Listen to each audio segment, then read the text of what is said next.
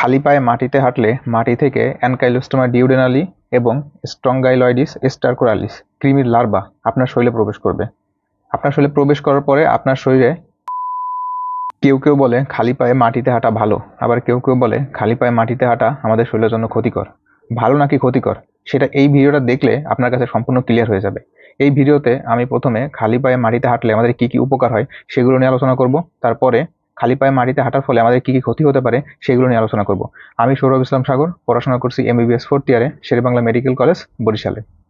আমাদের পায়ের নিচে অসংখ্য নার্ভ আছে। আমরা যখন খালি পায়ে মাটিতে হাঁটি তখন আমাদের পায়ের নিচে থাকা এই নার্ভগুলো স্টিমুলেটেড হয়। নার্ভগুলো স্টিমুলেটেড হয়ে যাওয়ার কারণে আমাদের শরীরের যে ব্লাড ফ্লো সেগুলো বেড়ে যায়, আমাদের হার্ট রেট বেড়ে যায়, ব্লাড ফ্লো বেড়ে যায়। ফলে আমাদের যে ভাইটাল অর্গানগুলো আছে, যেমন আমাদের ব্রেন, ফুসফুস, লাংস, কিডনি, সব কিছুতেই আমাদের রক্ত চলাচল বেড়ে যায়। রক্ত চলাচল বেড়ে যাওয়ার ফলে আমাদের এই অর্গানগুলো আগের থেকে আরও বেশি সক্রিয় হয়, আরও বেশি অ্যাক্টিভ হয়ে যায়। আমাদের বডিতে বিভিন্ন ধরনের রেডিয়েশন তৈরি হয়। আমরা যখন খালি পায়ে মাটিতে হাঁটি তখন এটা আর্থিংয়ের মতো কাজ করে। আমাদের বডি থেকে এই ফ্রি রেডিকেলগুলো বা ইলেকট্রনগুলো মাটিতে চলে যায়, ফলে আমরা শারীরিক এবং মানসিকভাবে একটা রিল্যাক্সেশন অনুভব করি। খালি পায়ে মাটিতে হাঁটলে মাটিতে থাকা অণুজীব আমাদের শরীরের ইমিউনিটিকেও বাড়িয়ে দেয়। আপনার বাড়ির পাশে যদি একটা মাঠ থাকে এবং সকালে যদি আপনি খালি পায়ে এই ঘাসের উপর দিয়ে হাঁটেন, তাহলে একে তো আপনি খালি পায়ে মাটিতে হাঁটার উপকারিতা পাবেন, সেই সাথে আপনি যেহেতু সকালে রোদ থাকে, এই রোদের ভেতর দিয়ে হাঁটতেছেন, সেই জন্য কী হবে, এই রোদ থেকে আমাদের বডিতে কিন্তু ভিটামিন ডি তৈরি হবে। তাছাড়া খালি পায়ে মাটিতে হাঁটলে আমাদের স্ট্রেস কমে যায়, আমাদের ডিপ্রেশন কমে যায়, আমাদের যে স্ট্রেস হরমোন আছে কর্টিসল, সেটার পরিমাণও কমে যায়। কি কি উপকার করে সেগুলো তো শুনলেন, তাহলে একটু ক্ষতির কথা শুনেন এখন।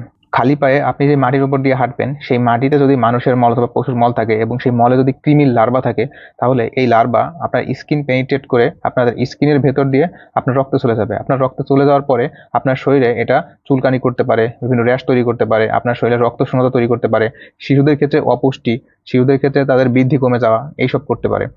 আপনি খালি পায়ে যে মাটির উপর দিয়ে হাঁটবেন, সেই মাটিতে যদি কাটা থাকে, কাঁচ থাকে বা ছোটো ছোটো পাথর থাকে, তাহলে এইগুলোর কারণে আপনার স্কিন কেটে যেতে পারে এবং কেটে গেলে সেখানে সহজেই ব্যাকটেরিয়া বা ভাইরাল ইনফেকশন হতে পারে।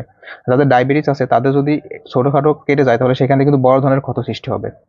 আপনি চাইলে খালি পায়ে 5 থেকে 10 মিনিট মাটিতে হাঁটতে পারেন, কিন্তু হাঁটার আগে অবশ্যই খেয়াল রাখতে হবে মাটি যেন পরিষ্কার থাকে, সেখানে কোনো কাঁচ না থাকে, সেখানে কোনো কাটা না থাকে।